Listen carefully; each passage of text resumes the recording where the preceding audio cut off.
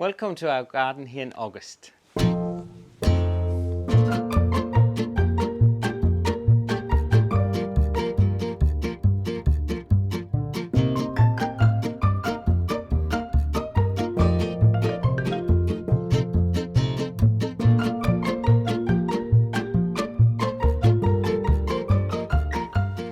what a beautiful August day it is. Let's start this garden tour. We've got a lot to show you. Lots been going on. Beautiful blue sky. Let me see if I can show that. Quite breezy, a little chilly. Definitely August here in Denmark.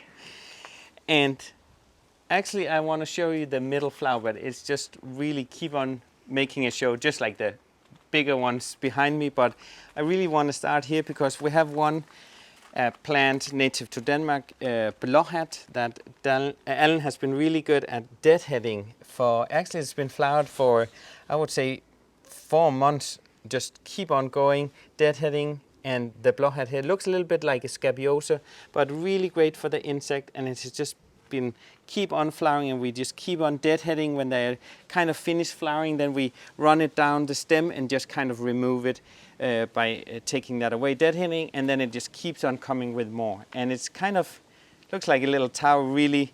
I put a little stake to the base down there because it has a tendency a little bit to, I just took a bamboo stick here, otherwise it can fall over, but it's kind of also connected or like held up by some of the other perennials, but it's really kind of whimsical and light on the stem, so it's really nice here in the wind. It looks really nice. And it's a nice color, especially with this Heliopsis right here next to it. Right in the kind of being finished now, but also I have it first of all for the foliage and for its flower. Maybe find one that's really pretty here with a almost red and then yellow around here. There's different varieties, but this one is really pretty with the tall stems up right here and with the dark foliage.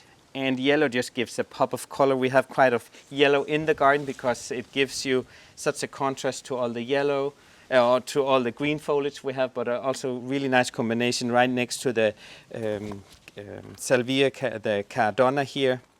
The stouter Salvia is really nice. Just purple and yellow goes really well together. It's finished. It kind of got a little bit of the second flowering, but definitely the first one was this just totally purple here. And the bees really went crazy on that one. We have still some Toscamon that's flowering. Some of that is finished, but I always collect seeds of that one when the stem is really, actually you can see here some of them are finished, then they turn on all brown here, and that's when the seeds are already, most of it has already been, let me take one here, some of it just, it's a great self-seeder, the Toscamon here, but the foliage looks like small Christmas trees, so it's easy to see. But then inside here, you just quickly get a bunch of new ones actually. So that one is also a great favorite at the insects that I like here. We have some Kimber Verbena that kind of just self-sowed here. I let it be, even though it's kind of tall, it's still really easy to see through, because typically in the middle flower bed that we can walk from both sides, and we would have the super tall ones in the kind of in the middle. We have also some Echinacea here. That's really nice still. It's important in this flower bed to have stuff like flowers early on and then midsummer and then later on here in late summer. And throughout the winter we also have things that just, even the seed pods on the Echinacea are really, really pretty and still well visited by the insects. So these ones, we just leave them. We cut all the perennials back in the spring. So the Echinacea is really a nice one next to the, which is almost finished too, but the Solbrud here, the Helenium, even the finished flowers look really almost like just like a ball, but definitely that color is really nice. And also the insect really like that one as well. We have, again, just that I mentioned early on, the dark foliage really gives you so much contrast to the green foliage. So we have this, the Blair spirea, which is a bush, but it's really nice, and we kind of prune it back. And this is actually where we cut it in the spring. And so a good meter it grew this summer, and it has white flowers in spring, and then it gets some red berries. and I think it's really nice contrast to the flower bed and gives some texture and some height here. We're going to have to take it back again, yeah. Yeah. It's getting a little wild and crazy, but that's what we can do. But I love the color on that one. You know, last time we showed this Joe Pye Weed here, it wasn't in flower, and now look at it. The Jordetrust. Joe Pye Weed, that's a funny name in English. But those are really tall stems, almost like dark, the stems here. Really upright, don't need to do any staking. We both have this taller variety, and then in another flower bed I'll show you Baby Joe, which is much smaller one, really cute. But really nice for the insects starting to come. They are just waking up now and just full on in the plant now, in the flowers. And it's a good one if you are missing like a late flowering or something late in your flower bed, and gives really nice height as well. And really in the wind is quite cute, I think. And look what came back. We had a second flowering of this beautiful Astrantia. The one up by the house did too, Lars. Have you noticed? That's true, actually. Some of these we kind of clean up. The seed pods are also really nice, and I won't always let Alan just take them away, even though he loves to deadhead, and which is a very important job in this garden, I must say. But also by removing these after I take some of the seeds, it also just looks nicer, but then also makes the plant, because the plant's goal is to make babies, make seeds, and then it will kind of most of the time have a second flowering, and which it did, so that's great. So those ones I can definitely take. But actually, hold on, two things. One thing, you mentioned babies, so we have some new, our King Quails have had babies, so we'll have to show those later. That's number one. And number two, you know, this one I don't mind. I really like these seed heads. So we cleaned them up just for the sake of cleaning them up, because we had some open gardens and people coming to enjoy the gardens. So we wanted it to look its best, but otherwise, I'm happy. So this, this second flowering is just a blessing. You didn't do nothing for it. That was random. You like me talking about quail babies. Well, it's because you mentioned babies, and I knew if I didn't say it, then I would forget that we need to show today. I say, I call most of the time like baby stout or like baby perennials. We let you get by with it, Lars. Yeah, right. But anyway, just talking about the Astrantia, if you come down here, I just want to, because it's a great self-sower, and it's easily, actually, you can see when it's self-sown. Here there's one from earlier on, you can see it looks like the mom.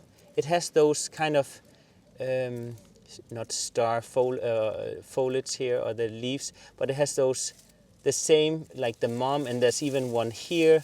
So it's really great at self-sowing, so you easily take these. These need cold certification, like changing temperatures to germinate, but that's a different story. But if you want to have more, just let it self-sow or collect the seeds, and even take this, like this seed pot here, if you want to be more like where you want, you could easily just stick it down here in the ground, bloop, and then these will fall here, and okay, it's going to be here.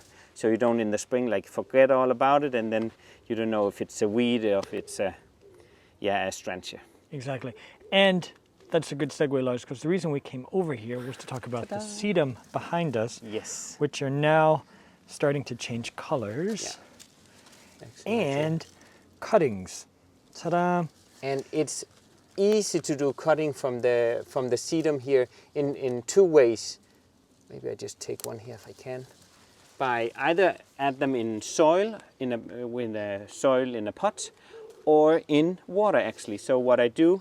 This one has a flower, so I would have to take the top off here, because you want the plant to produce roots instead of focusing on the flower here. And then I take the lower leaves off, and I took it right under where there was a set of leaves here, because then, actually take this one off too, because then under here it will start to make roots here. I leave a little bit. You could, if it has even bigger foliage here, you could cut some of the foliage off here, because you want it to do roots instead of top end, but still a little bit of leaves for the sunshine, so it gets some energy from the sun, photosynthesis we call it, so it gets energy to make those roots. And I just want to show you some I did a few weeks back. See here, ta-da! Just in water. It's very important when you're doing them in water. I do mainly in soil, but that you change it once a week, so the cuttings don't start to rot. I even had some in a bouquet the other day with a flower, just talking about taking the flower away. I had some in a bouquet for a very long time, and even with the flower on, because sedum stands for a very long time even when it's dry, and then they even came with the top, the flower left on and started to root. But here, these ones are ready to go in soil, and then ta-da, I have more sedum.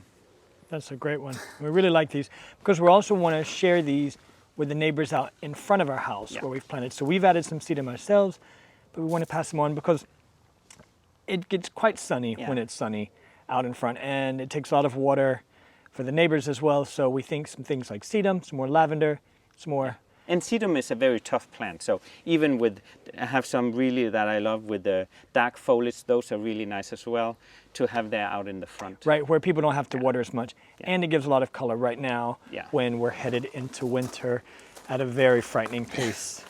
The days are getting so much shorter already. We had weeks of no rain, so it's really weird that it starts to get cooler. But the garden is doing well. And just talking about what's doing well is the Anemone here. We have them in white and in this really pretty color. And that's a great, Anemone is also a great one for late summer, all the way into autumn almost. And it actually also when first it's established in the garden, it will spread like around, but it's easy to take up with a spade and move it to other places. Even in the sedum here, I forgot to mention. Yeah, we have one here that actually needs a new spot. It's just having fun here in between the sedum here, so I need to try and see if I can. But here's some more. You can see there's behind me. And we have a white variety over there. There's in the back. There's the white one next to the hydrangea and the neighbor's laundry line. So the thing with perennial, if you have that in the garden, is really great because then in autumn you can divide, move things around because they're so tough. And we actually have this hvid frøløs. It's about to be finished, still actually keep on flowering. And it spreads by roots under the ground, but it's easily either with a spade or just with your hand. Actually, see if I can get some because they're getting pretty close to the border actually. See if I can get one up here. Maybe if I can pull it. There you go. Oh, I got it. Whoa. Don't hurt yourself, Lars. But see here there's a great example on how it has like rooters out. Here's the root down here, but then this is new coming that will come. Imagine here's the ground and then bloop, it will come more. So quickly over time, this is actually a small clump and it quickly spreads. So it's a great way now when here in autumn when it gets more wet and more the soil is still warm and really rich, it's nice time because they kind of go back to after they finish flowering the perennials, they kind of will get ready for winter. So it's a great time to divide.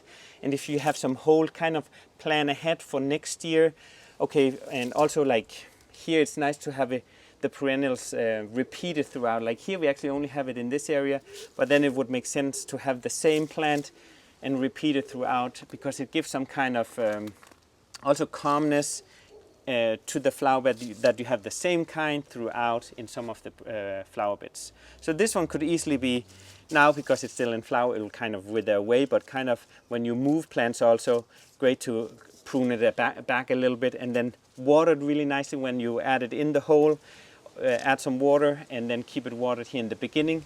But later on in autumn, then they kind of naturally will wither back, so that's fine. And then it has rained, so you don't need to do a lot of watering. But it's a great time to divide and do that.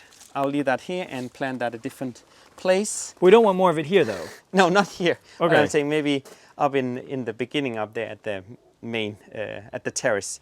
This one talking about... Wait, we don't want... No. You don't want that one? Okay. No. We will discuss and maybe in the spring video you can see where it comes up. Because, where sorry, you're more than welcome to scroll ahead to when we finish arguing. Because, Lars, we just moved this from its spot. And look how large it's already gotten. So this is aggressive enough. It's easy to take care of in one place. I don't think we need it. But look how pretty it is. It's very pretty. Yeah. Mm-hmm. Okay. Why don't you take it to work where you guys have more space, acres of... Actually talking about moving stuff to work, because we have so many dwarf butterfly bush. This is lilac, low variety, but it's kind of still too big here and kind of hides like the Astrantia on the side and you can see around the edge here. So because we already have this two other places, this lilac color, this purple, and we have a pink red one. We're actually going to move. You're pointing. There, it's kind of better there. It has a good height over to the hydrangea. So the plan is here. Next month I'm going to prune it down a little bit, and then I'm going to move it to work in our new flower bed. I just know the spot. So that one goes there, and then this kind of will come better to life because we have this one we established I believe last autumn year. Because it's more shady. So we have some Skov asters here. We have a different kind, actually from a bare root from a local company on Bornholm that I work with, the Blomsterverden, and they have a different Høstanemone with a kind of bluish also. So I can't wait for to see the flower on that one. And we have some also, I call it always skovgræs, I'll give you the name on it, but that's also the lime color here is really, really nice as well, next to self-sown Toscamon here that needs to have a new spot because that'll get way too big.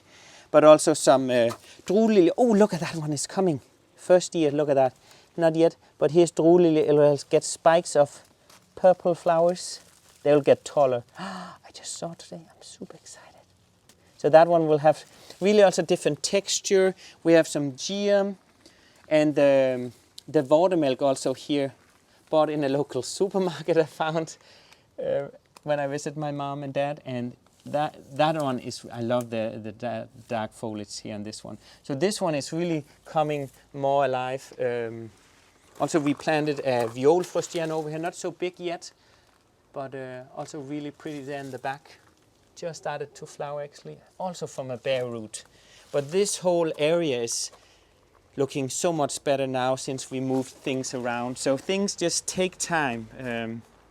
Always have to tell myself, be patient with the perennials. Sometimes it just takes, sometimes a good year to see the result of what you have moved around.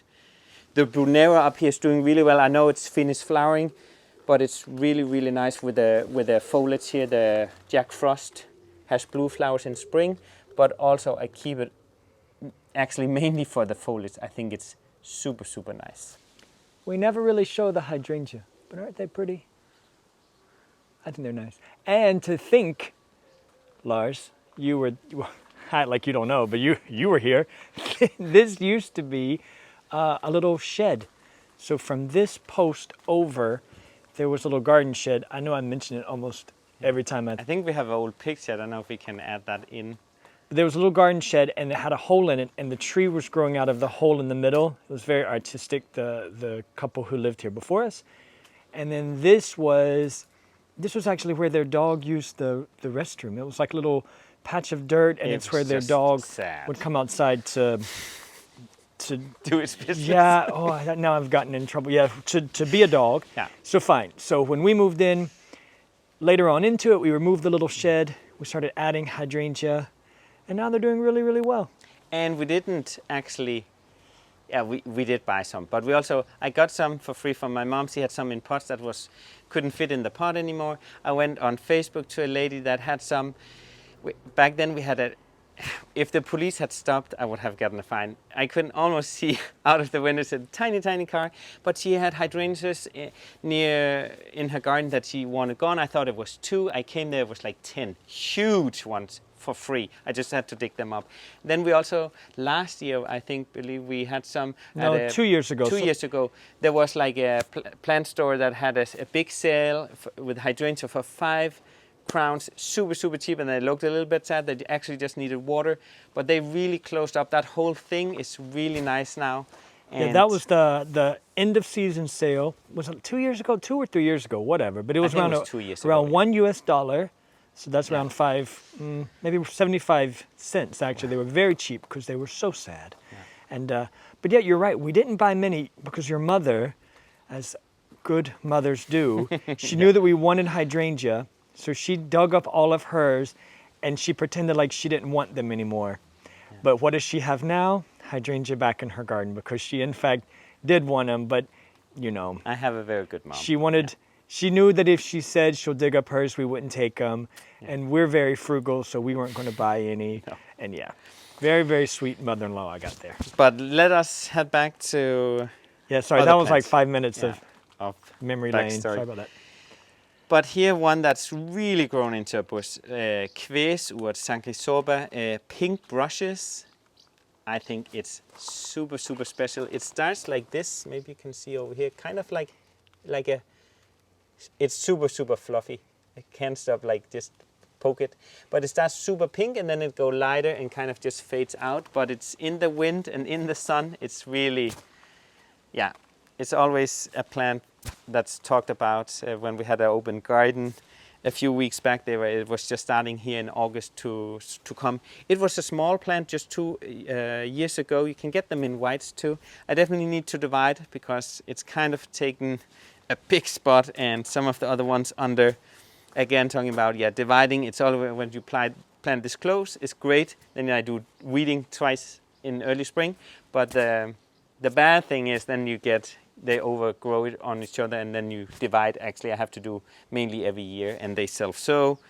But I think it's a part of having a perennial garden. I think it's so much fun to do all the free plants and sowing seeds and stuff like that. Yes. You had mentioned that we were going to show this. Should I keep you on task? Yes. Pointing over here because I know I can be like, ooh, a butterfly. I can be so random. Anyway, I think it's so amazing to see. I know talking a lot about being patient, but look, this was where we had our trampoline. Our son is 13. He doesn't want to jump anymore, and I was allowed to, or we were allowed to move it into another flower bed. But a trampoline 2 years ago, and now it's like with a great tree here, a cherry tree, flagpole cherry tree, right? Flagpole cherry tree. Yes. It's an ornamental So cherry it's really tree. pretty. It has pink flowers in spring, and then because it has this very slim, then it doesn't block the view, so the size is really upright growing, so we can still see through, which we like. And then it gets autumn colors on the foliage that we always are excited about. This is 2 years ago too, and then all just mix of perennials, which is nice. No, the tree was last year. Last year, sorry, yes. But of course it was grown. Yes, it was grown. We didn't nurse it from a seed or something. No. And I'm freezing in the shade. I'm going to have to pause. I'm afraid that I'm shaking. Oh. So let me pause and move to the sun. That's in the Danish summer. It's so like cold in the cold. shade and hot in the sun. Yeah, okay, let me pause. Okay, I've moved to the sun. Hopefully I won't be as shaky. Okay, and we actually just came to the raised flower beds where we last 2 years have had great success with Dahlias. I normally don't have a bunch of things that I need to dig up in the winter because some winters you can actually here in the Danish climate start to have Dahlias. Depending on where it is, you can leave them in ground, but there's a chance of it rots the tubers. But these ones are really doing well. We have different kinds, again from Blomsterverden that I have a cooperation with. And one I really love is, that's visited by Bumblebee now, but Princess Nadine, look at that one. It's an open dahlia, and those are actually, if you want to have insects, these are the ones to go with, because they are really more visited than the more close ones. Like Silent Night, super, super pretty though. And this one also, the Winnie Joey, I believe. Joey Winnie, I always mix up the way to go. But that is also pretty, but you won't see any, or otherwise good luck for the bees going in these close ones. They're really pretty though, so we kind of have different ones. And this year we tried to put Kempe Verbena in, and that's really, I'm loving it. I think it's great how they just come through together with, also really loved by the bee, visited by those, and they're so tall and towering. Love the full sun, so they're right here. And also Bishop's Children, which is an open one, also great for the insect, but also with the foliage. I love the dark foliage. And what we did, the first year we actually had just bamboo sticks, and some of the dahlias broke. In autumn we have a lot of wind. But the great thing about dahlias is that they flower now until the first frost. So you get so much out of a tuber. I think it's so amazing. And in the spring we added actually these metal posts, and then we have netting. Maybe you can see. And then they actually just grow right through it. I'm going to show you. Alan can come with me. I want to show you the boom boom white. You can see how big it is back here. Let us show them over here. I'm coming with you. Okay, yeah, you have to come with me. Sorry. Okay, here we go, guys. And this is actually, again, talking about moving perennial. This is actually going to move a little bit around. in this flower bed in autumn. It's going to be fun to see the elephant grass here. We're going to leave, but we want to do a little bit differently here in this flower bed. So we have to stay tuned on that for next year. Anyway, but here you can really see how they just, it's 10 by 10 centimeters, this netting, and it's metal, so you can reuse everything, the post, everything. And then it actually just grew right in the beginning up. But look at that, it's almost, it's like a tree. Yeah, and we It's have two very, layers very of this netting. Yeah, two layers. One down here, around I would say, and this one is boom white, by the way. One of my favorite. It gets really tall, but around I would say 40 centimeters, and then again some spacing, and then it just goes up, and it really helps on the wind that will come later on in autumn. But I just like this mix with the dahlias. Also, when you go around in the garden, it's a pretty one. This is taller. I'm 182, so it's super tall. Well, it's in a raised bed, Lars. That's true. So That's it's not true, like but it's still, 3 meters tall. I can go up, see? And then, so around 182. Yeah, okay. Yeah. True. Okay. I mean, you're pushing it like it's a 4 meter tall dahlia. So here we actually have, which I often talk about, but I love that plants self-sow, and you thereby get free plants. So we have one here in the pot next to a stilbe. We actually have, funny enough, a blæresmelle. The mom is over there, but then you have this come up in the pot. I think it's very crazy on one side. And then I noticed yesterday on the other side there's a torskemon. And there's no torskemon right here, so that has really traveled or been in the soil that I used maybe. But here you can really see how it looks like a little Christmas tree. So for sure either has to be moved because it's super tall right there. But I think plants are just amazing. And another one, just popping to another one over here, little spooky hydrangea, grown from bare roots from Blomsterverden, because this area is new with all these pots. Normally we mainly do perennials out in the ground because it's pots we reused and saved, and the thing about pots, then you really have to water more. So we try to have a minimum of pots. So it's here, this is a new project this year, and it's been really cute because it's given more. We just actually have these stones as a side, but it gives a lot of color from the greenhouse and over to the flower bed. So I think it really works. But back to this hydrangea, sorry. I just went down to show the stones. Oh, the stones. Sorry. Okay, I'm back. Okay. But I think it's crazy, from a bare root that I got in March, placed in the ground, just gave it some love with water, some heat, and look at that now. So that's, I think, bare roots, perennial and bushes are just a little, not forgotten, but not talked so much about how great, because it's, first of all, cheaper, but it means that you need to take care of the bare root. You can't just always put it in and then, won't water, do anything. You need to nurse it and give it some love, and then you get something like this. I think it's really crazy. Okay, can I stand up again? Yeah, do we not want to talk about the plants over here? Yeah, the asters right next to it. The other side, is also doing well. This is still the middle flower bed. The asters here gives so much color still here, and next to one that we in the same color scheme, I would say, but the Dreieblomst here just started now, and I have it in white too, but I think it's really pretty in this pink color.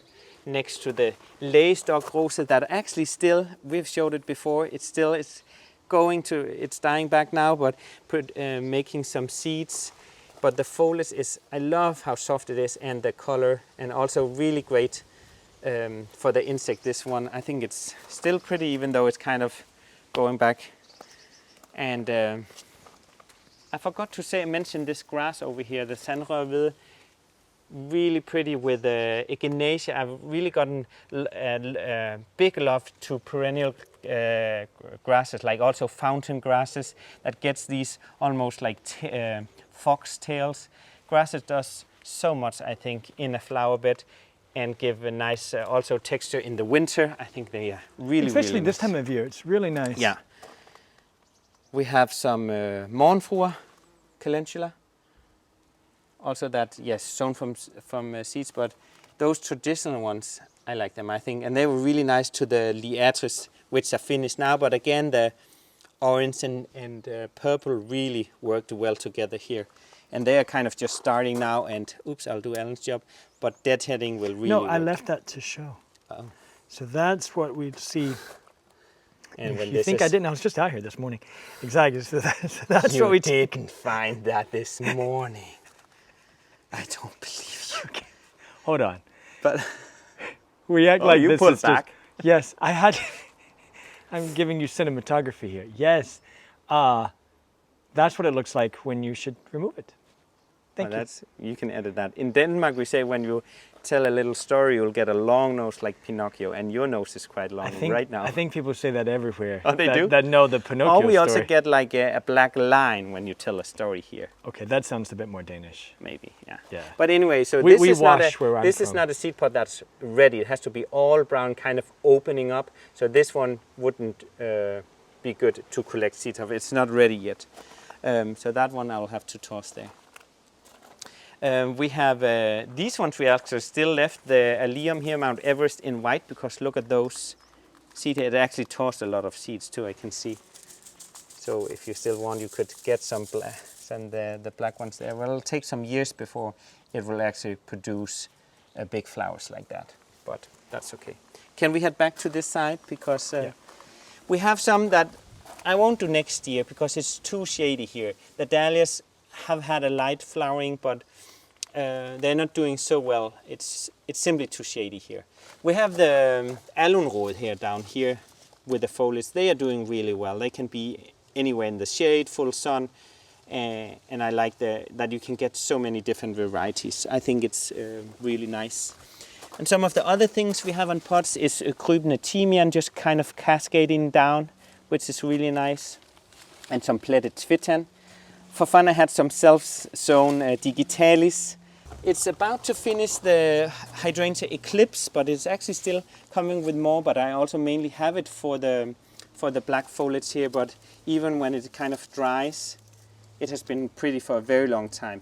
This variety tends to kind of fall over, looks a little bit funny, because then it comes shoots here from the top. But I tried to, you deadheaded some of them today, but I tried to save it with a little just sticks I had in the garden, and then with a little string to kind of hold it up, and it kind of covered before you cut there. Now you can see the stem there. But yeah, I thought we'd go ahead and we'd sacrifice flowers for next year if we have to let it start blooming from the middle. Yeah, it got really heavy and just flopped out of the pot. And I heard, I had a lady working from a nursery, and she came and she said this variety has a tendency to do that, sadly. But definitely here for the, and it has new shoots coming from the middle, so we have it there. I have one in another pot down there, and kind of looked really sad before holiday, and then I cut it really heavily back, and it came again. So luckily it didn't die, but I think also because I bought it in full bloom and planted out, it didn't like. Maybe the soil, who knows, maybe not enough water, but pruned back, and then it actually came back to life, which is great. And for the foliage sake, it's really nice. We have some wallflowers, summer one, that we have also deadheaded here, and wow, if you could smell this one, really nice smell this one. We have this kind of variety is kind of not strong at coming back.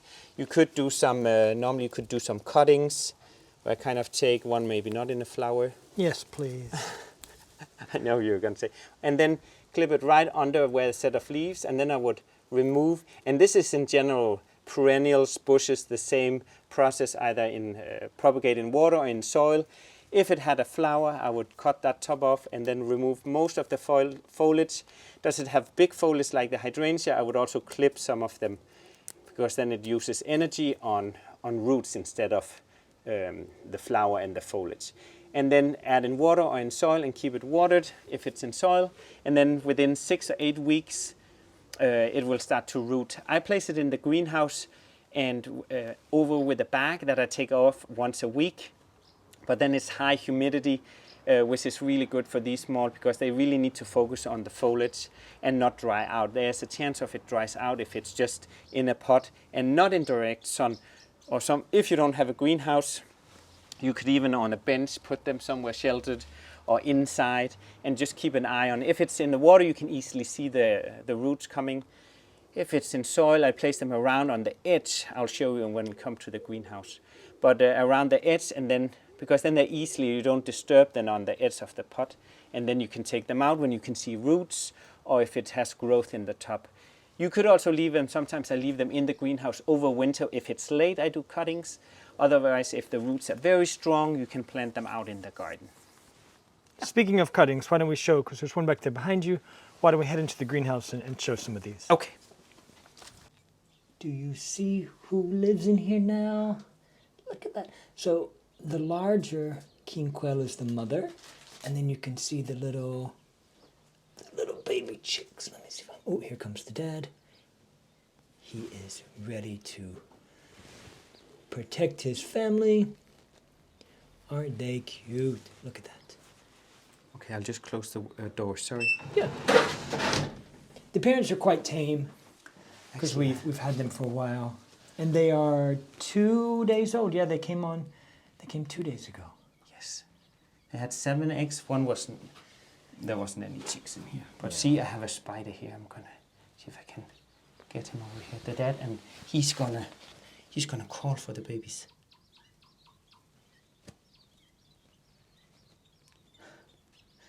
Look at them. So they are so cute. The easiest pets, I would say. And they live all year in the greenhouse, having so much fun. It's the 3rd time they have chicks. They love to lay eggs. We could also, eat them, or you just remove them. But it's like a chicken egg, super tiny. But so and then they call on each other. They're very sweet. And what else we have in here besides the cuttings, while you get some of those ready? Mm-hmm. The grapes. Our grapes are getting ready. Look at that. Usually by mid-September, we have them all ready because they need a few more hours in the sun to be really, really sweet. Now they're calling. It's because I have one, so you want to see it? Oh. See. Whoa. See.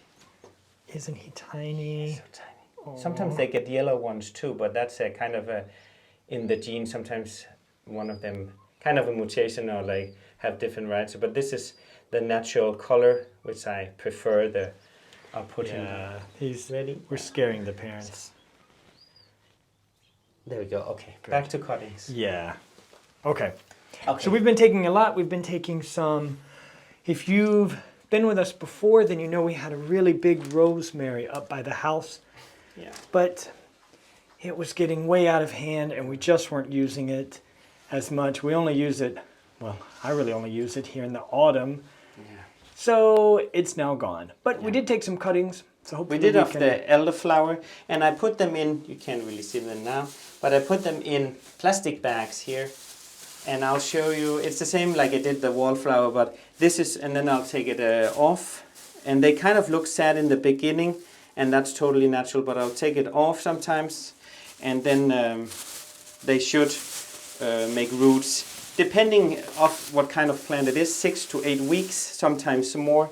And they look a little sad looking, but they will come, and I'll keep the bag over. And when they start to shoot again, I can plant them out. Sometimes a little bit more than 6 to 8 weeks, so it's all about being patient and really wait. And if it's late in the season, it might be in the spring first, so I'll leave them somewhere sheltered.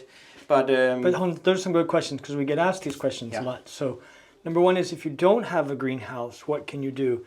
And a great thing to do is to put a bag over it. Yeah. You can already see, hold on, don't move. Oh, sorry. You can already see that there's some condensation. Yeah, some condensation, some sweat inside the bag. And that's what you want, because because these plants, they don't have roots yet to take in the water. So we're keeping that humidity high, so that way the leaves can help take in some of the water, so we can focus on the roots. And you can place this in a windowsill or anywhere out of direct sunlight. What we've done before, in a lot of our videos, we usually don't use a plastic bag. For example, here's some of our cuttings, and we don't use a plastic bag, but then we keep an eye on it because we know that we really want these to grow. So we're quite aware of keeping the soil moist on top. So that's an option as well. I think those are the two biggest things. What to do if you don't have a greenhouse. Plastic bag is really a great idea. Out of direct sunlight, and that's another reason why here in our greenhouse, for example, we've painted again. We do this usually when the sun is really hot. So this is the second time this year with sort of a coating on the outside of the glass. and then that keeps it from being super hot. One, because we have King Quails in here, and we don't want them to get overheated because we cannot open the door. Of course, we open the windows, but then still it can get 40 degrees in here on some of these super sunny days. And another one, it keeps our seedlings for now out of direct sunlight. So otherwise, the plastic bags, and even then you can see that they're not on the top shelves, they're out of that direct sunlight. Yeah. So hopefully that answers a few of the questions about the cuttings. Yeah. And then I started on also, you can put like the name, and it's great to also do the date when you did, so you can kind of keep an eye on it. Sorry, that was another question that we get asked a lot. Yes. So the question is, when do you plant them back out? So take this one this one's notoriously tricky. So take a sedum, for example. 6 to 8 weeks, we're here in August. So let's say that it's rooted. Yeah. For us, that's a little too close to the next frost that's going to come. Yeah. Could we plant them out already once they root? Yes, but what we'll do is we'll keep them inside here until the spring when we're sure it's safer to plant them out. So can you? Yeah. Do we? Not always. If we really don't have enough room. Depends on the roots. Like the one I showed you in the jar had really strong roots. I wouldn't be afraid, because it's now in August still. I wouldn't be afraid of putting that out. So all depending on also when the growth you take of the cutting. When you take the cutting, but also kind of look on, are there a lot of roots or not? But like, and how close you are to that first frost. Yeah, so it's easy. If you want to just be safe, then keep them until the spring. Yeah. I know that's also a question that we get asked a lot. So yeah. And I did a bunch of different things. I also tried, I have a dark foliage touchdown teak I did in water too the other day, of sedum here in water, which if you do it in water, you're not afraid that it dries out if it's in soil. But it can rot if you forget to change the water. So once a week at least I change the water, and then you can easily see the roots. Here you kind of have to wait in soil. Here's Linaria, and I also have some delphiniums, I have lupins, and some of them I also do in the spring when they just come up. These ones are some of them where it kind of has like a little heel to it. For example, here I can take this out here, for example, the lupin. So I'll actually just take it out, I can plant it again. But so there's a little, I pulled it off the stem, I can show out there, for example, the lupin, how to do, but it's kind of the stem where the flower has been on, it produced like a little side shoot here. Then I pull it off, so there's a little heel on it. And this one I would not plant out now. This stays, some of the perennials are better off staying sheltered. So this one, I know for sure, I've tried before, the lupins will have nice roots in the spring. You can see it started to come up, and it kind of looks sad in the beginning, and that's totally normal, because imagine somebody would pull my arms and legs off. I wouldn't be quite happy in the beginning too. They couldn't really grow new. Anyway, okay, that's not the same, but it's just to say. If they stuck you in a bucket of water. Yeah, right. Maybe that will grow arms and legs. That's not how it works. And also lavender, just to mention some, butterfly bush. The list is really long. What you can. Also hydrangea, I did the same. It's all kind of the same, like the wallflower. Take it off right under a knot where the leaves, a set of leaves are. That's where it's going to produce the roots. And take this lavender, for example. There are maybe 6-8 cuttings inside here. So each one of those will make a new lavender plant, hopefully.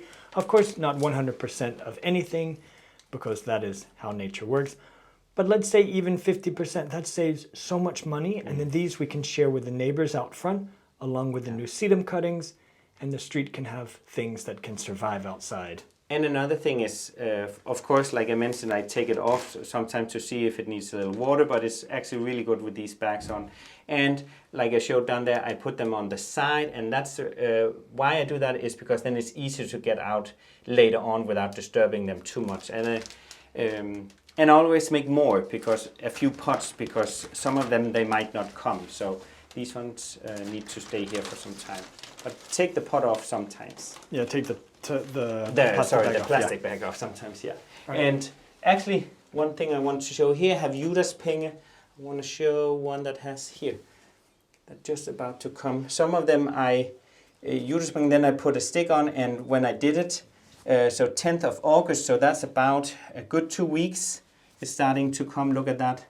Really pretty one. It has nice seed heads, that's decorative. But some of the perennials, about also again being patient. This one is a biennial, so the first year has the foliage, so it's all about the biennials. Sow them July, August, like sow them now, because then you have the flower next year. Because the first very long time it will have the foliage, and then like Digitalis has the leaves first, the first year, and then second year a great flower. But perennials also, you have to be patient. It takes time to grow them from seeds, but you get millions of them.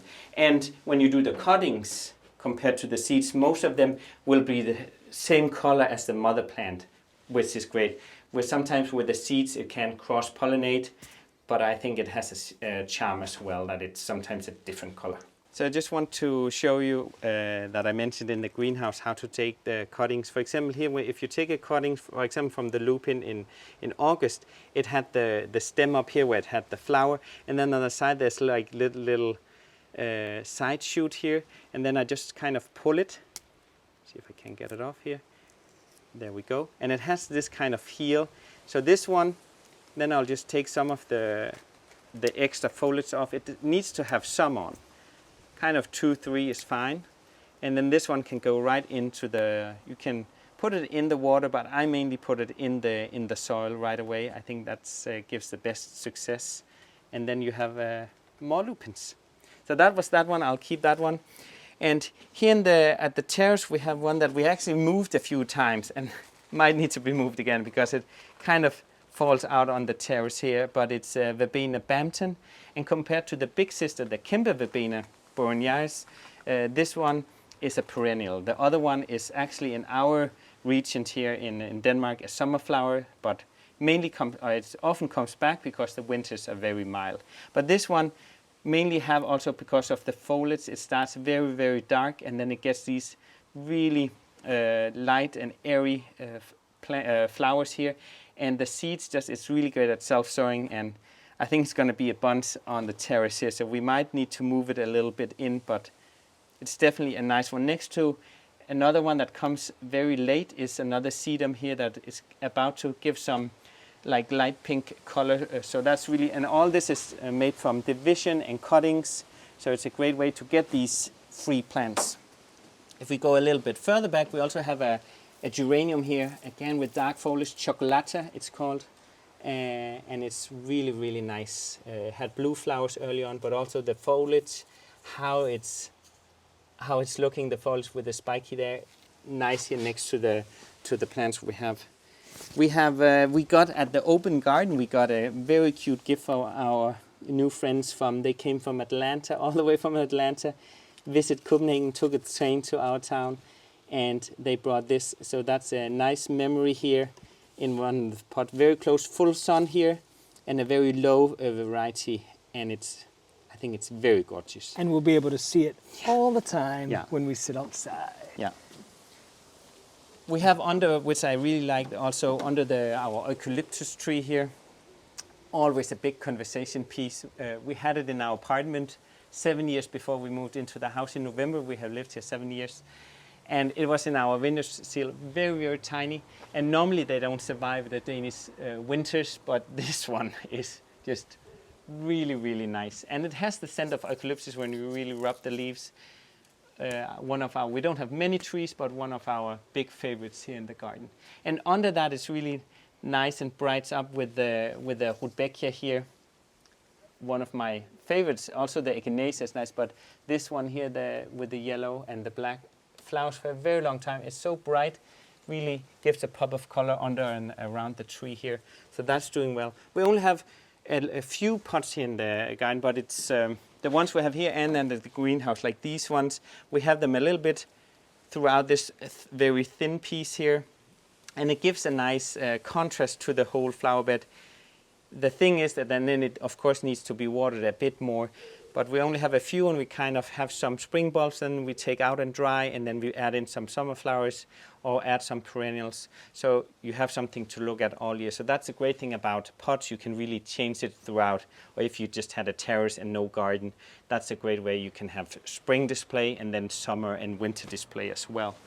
But this one was actually the flower bed we changed first, like kind of the first one when we moved into the garden, before we had the fence and all, we kind of divided and planted things from seed. And this is how the whole journey started, with this really big flower beds, where actually also a balance, and still is, about the perennials. For example, the phlox here, and the stoutest Salvia, Caradonna here in the pink one, not having it too much out, because it kind of gets pretty tall, and I don't want it to cover this beautiful sedum. So sometimes really taking things back, because it's planted very closely, but also playing a little bit with the height, so you kind of get a very natural look, that kind of the low ones first to the border, and then gradually gets taller further out in the back. So that's something, a journey you kind of always have to move the perennials around. But it has come really alive, and they're still here in August. We think a lot of things flowering here, and a lot to look at in a bunch of insects we have in the garden. These gladiolas are new. You planted those. Yeah, and I can't really decide if I like them, because they have to be dug up, and you know, and they kind of didn't stay very long. Maybe we should have taken them in. I thought the idea was that we would have taken them in, but it's been a busy couple of weeks. Yeah, so maybe the last ones we'll take in, but maybe also because it has been so dry that they kind of didn't stay long. And maybe in a bigger, I planted them in a clump, but maybe putting them all together and then taking them in and somewhere we can really cut them easily, I think. But yeah, you can't come in the back. No, what I wanted to show over here, you know, a lot of people, a lot of you guys have mentioned the blanket flower and how excited you are that you've moved it into your gardens as well. And we just can't get enough. Isn't it beautiful? That's actually one of your favorites, that it flowers for such a long time, and really by deadheading keep on. And this one will flower just until the frost, just like the Dahlias. Not always as hardy, sometimes it kind of dies back, so we always make sure to collect some seeds, or always get some plants, because that's one really, and the insects also like that one too. We have this one with the yellow, and then we have, maybe you show this one up here. And see, here's the baby Joe, the lower variety of the Joe Pye Weed. Very cute as well. But this blanket flower is also really pretty, just with the red one. We had a peach color, but I forgot to collect seeds, and it didn't make the winter, sadly. No, but we'll see what to do about that next year. And this one you would take. It's about to be finished. No, I'll get it tomorrow. You get it. But it's starting, when it starts to look like this, a little sad looking. There's no more pollen left as well. Okay, one more day and then it goes. Yeah, I left it on purpose because this one is coming, but it needed a little color today, so. But it definitely also talking about, because you get so sad when I forget to, like definitely staking is important here with the white stoutest Salvia, Sneezeweed here. If I don't stake this, it will totally fall over and cover this. So that's the thing. And that's what had happened to it. That's why he not so big. Is a lot smaller than the other one, because it wasn't getting, we came home from being away, and we had lost it. Yeah. Oh, and here's the other, that was pink the last one. butterfly bush, the dwarf one. Really great height it gets. We had some taller ones, butterfly bush, and they have a tendency to break. I made cuttings, trimmed it to a tree. It was beautiful for years, but it always broke really a lot. So this one is more compact. And maybe if you could come in here and I can show you how tough I really every year, it's all about there in April, I just prune it all the way down. Here's the old pieces here. So I cut it here, and my mom was like, you killed it, that's never gonna come. And ta-da, I showed her the other day when she came to the garden. Look at this, from just pruning really hard back, and then to how it looks now. And this is one that we deadhead as well. I have been through this morning. I didn't get them all, because you can see if I get that one, then it has these two here on the sides. Oh, this in the back, you forgot. Yeah, oh, the back ones I just leave. But if you do that, it'll keep flowering, and they're really pretty. They go off quite quickly, but it's even there. Yeah. That one, and then it's already got some side stuff coming. So yeah, just and it doesn't take a lot. Every day, oh, now it sounds like a lot. Every day I come out here just for, 5 or 10 minutes. It really doesn't take long. There's certain ones that I deadhead, like the blanket flowers, and there are ones that I don't do anything to, like the Heleniums, for example. So you kind of just know which ones to hit and which ones to leave, and then you're done. It's fun. It's easy. Yeah. So there you have it. That is what is flowering right now in the garden. It is 1 week left of August. Yes. Here on the east coast of Denmark in a beautiful, sunny summer's day. It really is pretty. We're just enjoying the last few days before the weather will change. It is a bit cooler, but definitely so pretty. Yeah, and you know, you can really feel that end of summer. The days are getting shorter and the light, it feels different. It's more golden somehow, right? Yeah. But anyway, hope you have enjoyed it. Please let us know what's growing in your garden. If you have any questions, of course, always put them in the comments. We do love to hear from you. Yes. So thanks so much for watching. Yes, thank you so much. Moin.